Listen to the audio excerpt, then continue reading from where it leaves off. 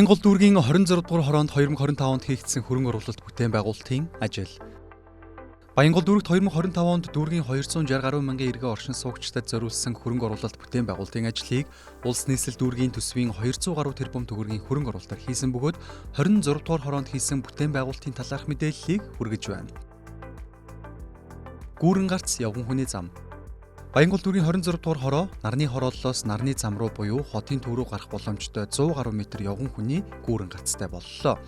Энэхүү гүүрийг ашиглалтанд оруулснаар 5200 өрхийн 20 мянга орчмын иргэн хотын төв рүү явганаар зорчих автомашин ашиглахгүй байх боломж хүрдэх юм. Мөн Монгол дүүрэгт 2025 онд нийтдээ 10 хорооны 14 байршил 3500 м2 явган хүний зам тавихаар төлөвлөсөн. Энэ төсөл арга хэмжээний хүрээнд 26 дугаар хороонд 29-ийн 1-р байрны урд талд явган хүний замыг шинээр тавилаа. Тогтчлт. Монгол дүүрэгт 2025 онд нийтдээ 18 хорооны 24 байршилд тоглоомын талбай тогтчлтын ажлыг хийсэн. Энэ төсөл арга хэмжээний хүрээнд 26 дугаар хороонд цагдаа хотхонд 3-ыг харьцан 3 сагсан бөмбөгийн талбай, нарны хороолол 3-4 дугаар байрны дунд тоглоомын талбай, нарны хорооллын 6-7 дугаар байрны дунд тоглоомын талбайг тус байгууллаа. Мөн дунд гол болон нарны хороолол дотор хашаа хайс эвдэрсэн салсан хэсгүүдийг засварлаж будснаас гадна хог ангилах савыг байрлшуулв. Гэрэлтүүлэг. Монгол дүүрэгт 2025 онд нийтдээ 16 ширхэг цамхагт гэрэлтүүлэг шинээр сорилуулахар төлөвлөсөн. Энэ төсөл арга хэмжээний хүрээнд дүүргийн төсвийн хөрөнгө оруулалтаар 2 байршилт цамхагт гэрэл байршуулсан юм. 48А байр Гранд Вилла хотхонд. Нарны хорооллын 1-ээс 13 дугаар байрны урд талын улаан хан дагуу асдаггүй 21 гэрэлтүүлгийг засварлаж шинчиллээ. Боловсрол. Монгол дүүрэгт 2025 онд Монгол боловсрол хөтөлбөрийн хүрээнд багш суралцагчдын хөгжлийг дэмжих чиглэлээр олон ажлыг хийсэн. Энэ хүрээнд 26 дугаар хороонд нийслэлийн хүүхдийн 262 дугаар цэцэрлэгийн салбар цэцэрлэгийн байр 100 дугаар цэцэрлэгийн өргөдүүлгийг худалдаж авлаа.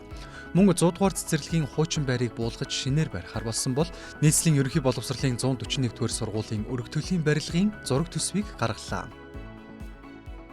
Автозамын төвчрөл бууруулах арга хэмжээ.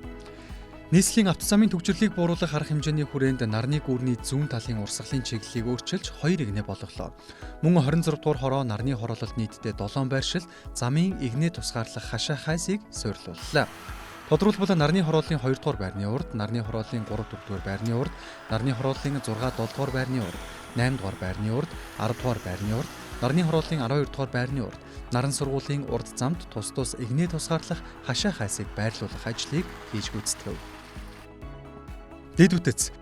Монгол дүүргийн хэмжээнд бороо орсон үед ус ихээр тогтдог 10 байршил байдаг. Тэгвэл 2025 онд геодиз усны барилга байгууламжийн газраас дүүрэгт ус ихээр тогтдог 5 байршил 400-ээс 1200 м хүртэл диаметртэй төмөр бетон хоолоогоор борооны ус зайлуулах шугамыг угсарсан юм.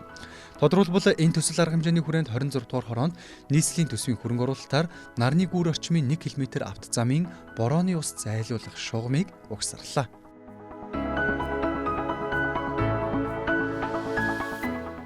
Монгол дүүргийн засаг даргын тамгын газар.